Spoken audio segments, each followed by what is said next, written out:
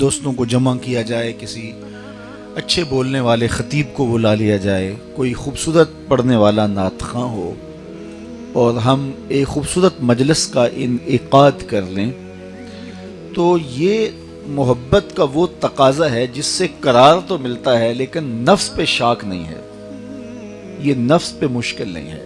عمومی طور پہ محبت کا امتحان اس وقت آتا ہے جب ہم وہ امور بجا لانے لگیں جو نفس پہ شاک ہوتے ہیں، تو پھر ہم اس دوراہے پہ کھڑے ہوتے ہیں کہ اب ہمارا روئے سخن کدھر ہوتا ہے۔ تو میں اور آپ دیکھیں، اپنی زندگی میں اتریں، کیونکہ وقت اتنا تھوڑا ہے کہ کسی بھی موضوع پر تفصیل سے بات نہیں ہو سکتی، اور مجھے جس عنوان سے کچھ کہنے کے لیے کہا گیا میں اس سمت بڑھنا چاہ رہا ہوں۔ تو یہ بات ذہن نشین رکھیے گا کہ سب سے بڑا تقاضا محبت کا، جو شریعت بھی ہم سے کرتی ہے، عقل بھی محب سے تقاضا اس بات کا کرتی ہے، اور دنیا کا قانون اور ضابطہ بھی محبین سے یہ بات بطور تقاضا رکھتی ہے کہ جس سے تم محبت کرتے ہو، جس کے لیے تمہارے دل میں چاہت کے جذبے ہیں، تو اس کی اطاعت اور اس کی فرما برداری کو شعار زندگی بنا لو۔ میں اور آپ اس بات کے مدعی ہیں کہ ہم حضور علیہ السلام سے پیار کرتے ہیں، اور یہ بات طے ہے کہ ان کے پیار کے بغیر زندگی ہی نہیں ہے، اور یہ وہ پیار ہے کہ جو صرف انسانوں کے سینوں میں نہیں ہے، بلکہ حضور کا پیار تو پتھروں کے کلیجے میں بھی رکھا گیا ہے۔ احد جبل یحبنا ونحبہ، فرمایا احد پہاڑ ہو کے ہم سے پیار کرتا ہے اور ہم اس سے پیار کرتے ہیں۔ اور کائنات نے ایسے انوکھے واقعات دیکھے۔ امام بخاری نے لکھا، باقی لوگوں نے لکھا کہ حضور منبر پہ بیٹھے خطبہ دینے لگے تو ایک سمت سے رونے کی آواز آنے لگی، اور رونے والا اس درد سے روتا تھا جیسے اس کا کلیجہ پھٹ جائے گا۔ کا ناقۃ الخلوج، جس طرح اونٹنی کا بچہ گم ہو جائے اور وہ چیختی ہے، تو وہ چیخنے والا یوں چیخ رہا تھا جیسے اونٹنی کا بچہ گم ہو گیا ہو۔ صحابہ فرماتے ہم نے دائیں بائیں دیکھا تو رونے والا نظر بھی نہیں آتا، نظر دوڑائی، لیکن رونے والا اس درد سے روتا ہے کہ سینوں میں دل دہلتے ہیں۔ خیر تھوڑی دیر کے بعد فنزل النبی صلی اللہ علیہ وسلم عن المنبر، حضور منبر سے نیچے تشریف فرما ہوئے اور ایک سمن چل دی۔ کھجور کا خشک تنا پڑا ہوا تھا، آقا کریم نے جا کے اس کو اپنی باہوں میں لے لیا۔ تب صحابہ کو پتہ چلا کہ جو رونے کی آواز آ رہی ہے، جو سسکیاں ہمیں سنائی دے رہی ہیں، یہ کھجور کے اس خشک تنے سے جو ہیں وہ آ رہی ہیں۔ تو عجیب حیرت کا عالم تھا، کبھی ایسا ہوا نہیں کہ خشک لکڑیاں بھی روئی ہوں۔ تو آقا کریم اس کو جب آغوش میں لیا تو جس طرح بچھڑا ہوا بچہ ماں کی آغوش میں آئے تو اس کی گگی سے بن جاتی ہے، تو یہ کیفیت اس کی ہو گئی۔ آقا کریم اپنا دست شفقت اس کے اوپر مسلسل پھیرنے لگے۔ تھوڑی دیر کے بعد اس کی ہچکی تھم گئی، پھر حضور دوبارہ منبر پہ تشریف فرما ہوئے۔ اب صحابہ کی نظروں میں استعجاب تھا، سوال تھے کہ یہ کیا ماجرا ہوا، کیا درخت بھی روتے ہیں اور وہ بھی خشک؟ اب حضور ان کے سوال کو سمجھ رہے تھے تو آقا کریم نے ارشاد فرمایا، لو لم افعلھا قذا لحن الی یوم القیامہ، اگر میں منبر سے نیچے اتر کے اپنے عاشق کو یوں تسلی نہ دیتا تو یہ قیامت تک روتا رہتا۔ چونکہ پہلا دن تھا کہ منبر بنایا گیا تھا اور حضور منبر پہ بیٹھے، پہلے اس تنے کے ساتھ ٹیک لگا کے حضور واز کیا کرتے تھے، آج منبر پہ بیٹھے تو یہ جدائی گوارا نہ کر پایا۔ حضرت محمد بن سیرین رضی اللہ تعالیٰ عنہ اس حدیث کے راوی ہیں، اور یہ جلیل القدر تابعی ہیں۔ جب اس حدیث کو روایت کرتے تو بچوں کی طرح بلک بلک کے روتے کہ یار حضور کی محبت تو درختوں کے کلیجے میں بھی ہے، ہم تو پھر سینے میں دھڑکتا ہوا دل رکھتے۔ تو محبت کے بغیر تو کائنات، وہ اقبال نے کہا نا کہ شیشہ دہر میں مانند مے ناب ہے عشق، روح خورشید ہے خون رگے مہتاب ہے عشق، دل ہر ذرہ میں پوشیدہ کسک ہے اس کی، نور یہ وہ ہے کہ ہر شے میں جھلک ہے اس کی۔ تو واقعی کائنات نے یہ انوکھے باب دیکھے کہ پتھر حضور علیہ السلام کے لیے تڑپ رہے ہیں، احد کی چھاتی پہ قدم آتا ہے تو وہ جھوم اٹھتا ہے، درخت سسکیاں لے رہے ہیں اور پرندے حضور علیہ السلام کی رک رک کے زیارت کرتے ہیں، تو پھر ہم تو انسان ٹھہرے اور پھر ہم حضور کے غلام کہلاتے ہیں، تو پھر ہمیں حضور کا نام کیوں تسکین نہیں دے گا؟ تو ہم حضور کا ذکر کریں گے تو قرار باطن کیوں نصیب نہیں ہوگا؟ میرے ہی شہر کے ایک پنجابی شاعر ہیں ڈاکٹر اسحاق، ان کا ایک شعر یاد آیا، تینوں سینے دی میں ٹھنڈ آکاں، تینوں سینے دی میں ٹھنڈ آکاں، شہد گلاب تے کھنڈ آکاں۔ اور یہ انور مسعود صاحب ہیں تو مزاحیہ شاعر، لیکن جب نعت لکھنے پہ آئے تو قلم توڑ دیا۔ ان کا نام لبوں پر آئے، میٹھا میٹھا منہ ہو جائے، ان کے بول بہاروں جیسے اور اصحاب ستاروں جیسے، ان سا پیارا اور نہ کوئی، ان سے بچھڑ کے لکڑی روئی، جب وہ سیر کو جایا کرتے سر پہ بادل سایہ کرتے۔ تو ان کی محبت تو ہمارے دلوں کا اثاثہ ہے، لیکن اس کا یہ تقاضا کہ جب ہم ان سے پیار کرتے ہیں تو پھر ہمارا عمل، ہمارا طرز زندگی اس پیار کی گواہی دے۔ ہماری زبان تو گواہی دیتی ہے، لیکن ہمارا عمل بھی گواہی دے۔ میرے استاد فرمایا کرتے تھے، یہ نہ ہو کہ تمہیں پوچھنا پڑے اور لوگوں کو پوچھنا پڑے اور تمہیں بتانا پڑے کہ میں حضور کا غلام ہوں۔ فرمایا کرتے تھے، صاحب نہ کسی کو پوچھنا پڑے نہ تجھے بتانا پڑے، تیری وضاقتہ، طرز زندگی، انداز معاشرت اتنا خوبصورت ہو، تم دور سے آ رہے ہو، لوگ پہچان کے کہیں وہ دیکھو آقا کا غلام آ رہا ہے۔ نور آنکھوں میں تو چہروں پہ اجالے ہوں گے، مصطفیٰ والوں کے انداز نرالے ہوں گے۔ تو آئیے میں اور آپ اپنے اندر اتر کے خود دیکھیے کہ ہم کھڑے کہاں ہیں۔ آپ یہ سمجھ رہے ہوں گے کہ میں کسی اچھی جگہ کھڑا ہوں اور میں آپ کے بارے میں یہ اچھی رائے رکھ سکتا ہوں، لیکن میں خود کہاں کھڑا ہوں یہ مجھے پتا ہے، اور آپ خود کہاں کھڑے ہیں یہ آپ کو پتا ہے۔ میرے زبانی دعووں سے میرے اندر کو محسوس نہیں کیا جا سکتا، اور نہ ہی آپ کے دعووں سے۔ تو حضور کے ساتھ ہمارا جو محبت کا ربط و رشتہ ہے، کیا ہمارا عمل اس کی دلیل فراہم کرتا ہے یا کہ نہیں؟ صحابہ کی زندگیاں دیکھیے، انہوں نے آقا کریم کی چاہت میں اپنی خواہشوں کو قربان کر دیا، یہاں تک کہ وہ چیزیں جن کا تعلق انسان کی طبع سے ہوتا ہے اور شریعت اس پہ تقاضا بھی نہیں کرتی، صحابہ نے ان کو بھی ڈھال دیا۔ دیکھیے، دو سکے بھائی ہوتے ہیں اور فرما بردار ہوتے ہیں ماں باپ کے، اور ایک آغوش میں پلے ہوتے ہیں، ایک گھر میں پرورش پائی ہوتی ہے، پروان چڑھے ہوتے ہیں، لیکن ان کی پسند ناپسند الگ الگ ہوتی۔ کھانے میں ایک بھائی ایک چیز پسند کرتا ہے، دوسرا وہ چیز پسند نہیں کرتا۔ ماں کو مسئلہ ہوتا ہے، یہ چیز اگر تیار کی تو دوسرا بھائی لیتا نہیں ہے، اس کے لیے الگ سے کچھ تیار کرنا ہوتی ہے۔ اب مزاج میں تفاوت ہونا یہ ایک الگ امر ہے۔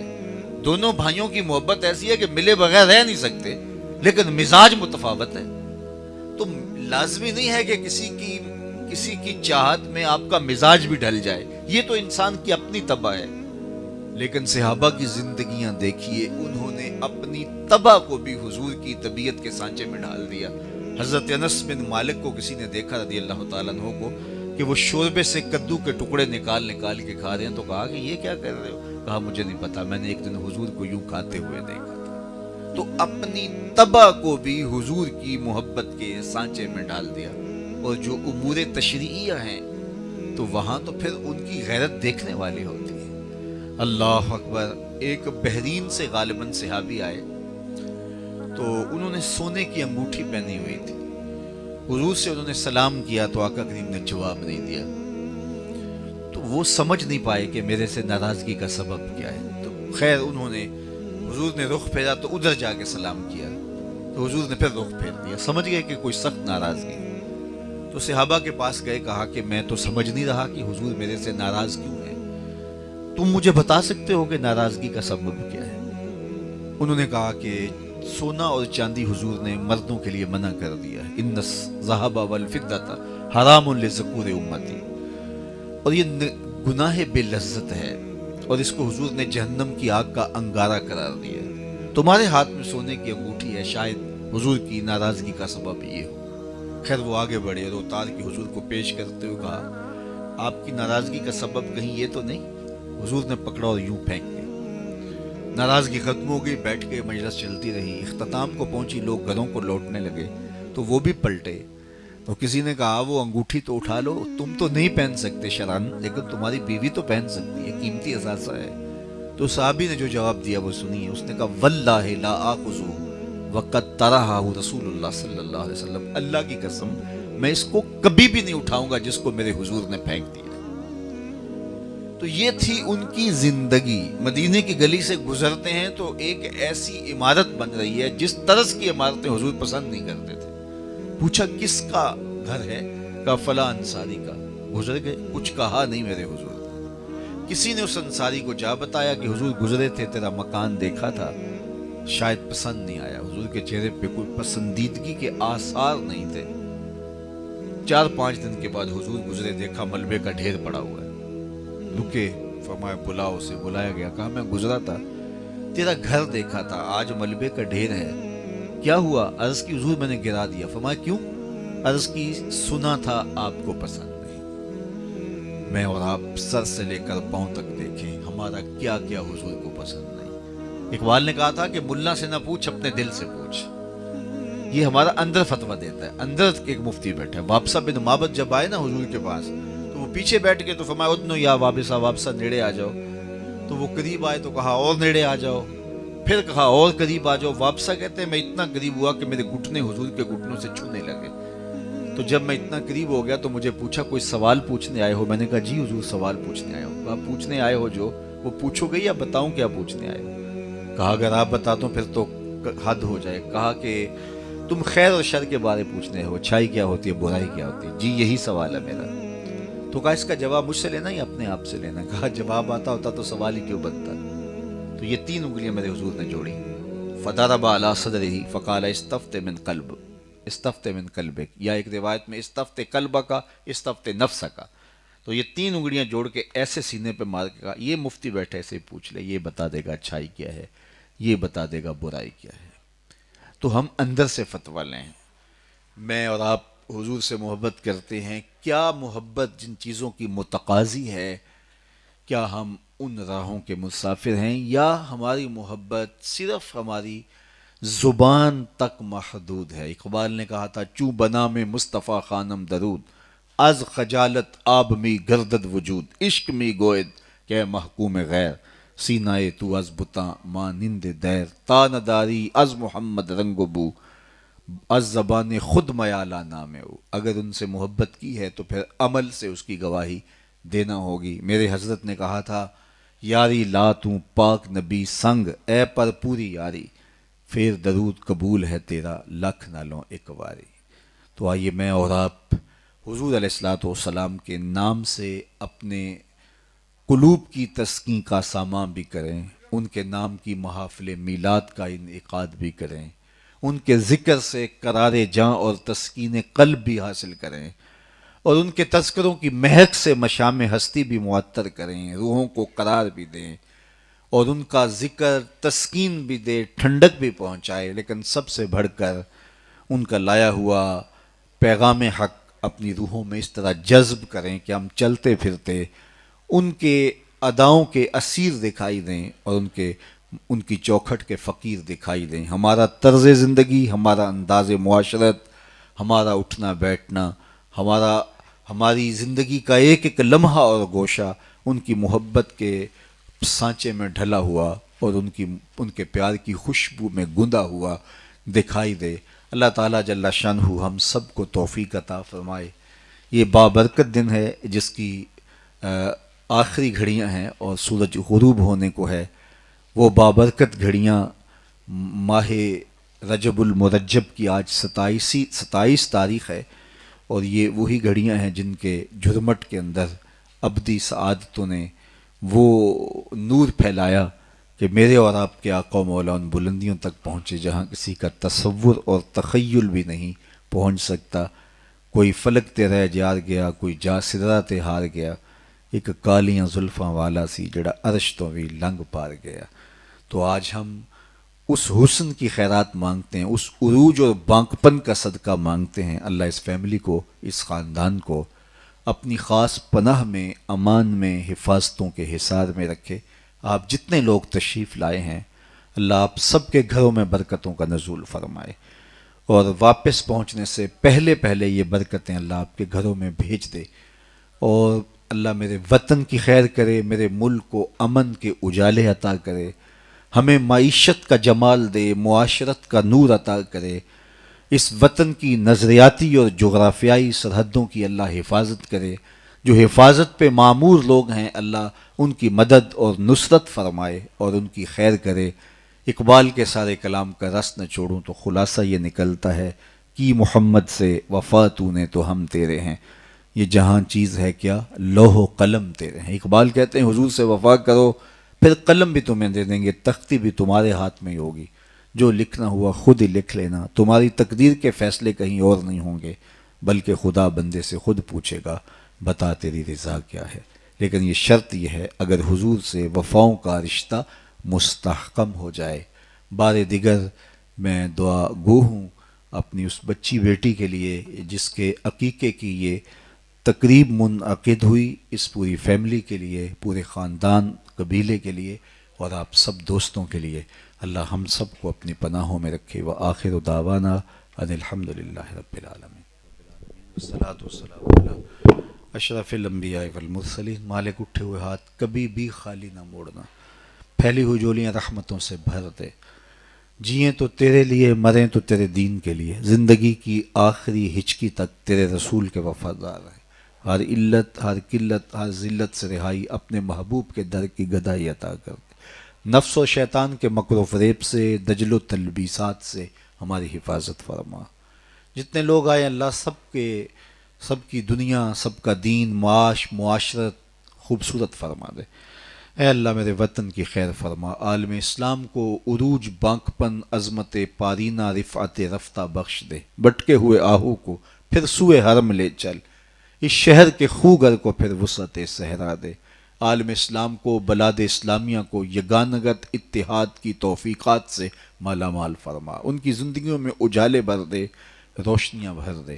اے اللہ اس امت کو امت واحدہ بنا دے، گروہی اور تشتت اور افتراق اور کیا کیا بیماریاں جو اس امت کو لگ گئیں اللہ اس سے نجات عطا فرما دے، ہمیں حضور کی اتباع کے، اطاعت کے، فرما برداری کے سائے میں زندگی کے سفر کو آگے بڑھانے کی توفیق عطا فرما۔ بار دیگر تیری بارگاہ میں تجھ سے تیری رحمتوں کے ملتجی بن کے تیری رحمتوں کی خیرات مانگتے ہیں، اللہ ہمیں محروم نہ کرنا، ہمارے ان دوستوں کی خیر فرمانا، اس پورے خاندان پہ کرم نوازیوں کے اجالے اتارنا، اللہ ہماری آنکھوں کو شرم و حیا دینا، خیالوں کو پاکیزگی دینا، سوچوں کو نور دینا، ہمارے باطن کو ستھرائی اور ہمارے قلوب کو طہارت عطا کر دینا، ہر حاسد کے حسد سے، مبغض کے بغض سے ہم سب کو محفوظ فرمانا، اپنی پناہوں کا حصار دینا، عزت آبرو بری زندگی نصیب فرمانا، فتنہ دجال سے ہمیں محفوظ فرمانا، ہماری نسلوں کو محفوظ فرمانا، امام مہدی کے عساکر کے اندر ہماری نسلوں کو شامل کرنا، اسلام کی نشأت اور نہضت کے لیے عملی کردار ادا کرنے کی ہمیں توفیقات سے مالا مال کرنا۔ اے اللہ تیری بارگاہ میں اس وطن عزیز کے لیے بار دیگر دعا ہے، اس وطن کو اسلام کی نشأت و نہضت کا ذریعہ بنانا اور اس ملک کو عالمی غلبہ اسلام کا ذریعہ اور اس کا ہراول دستہ بنانا۔ وصلی اللہ تعالی علی النبی الامین وعلی آلہ وصحبہ اجمعین برحمتک یا رب۔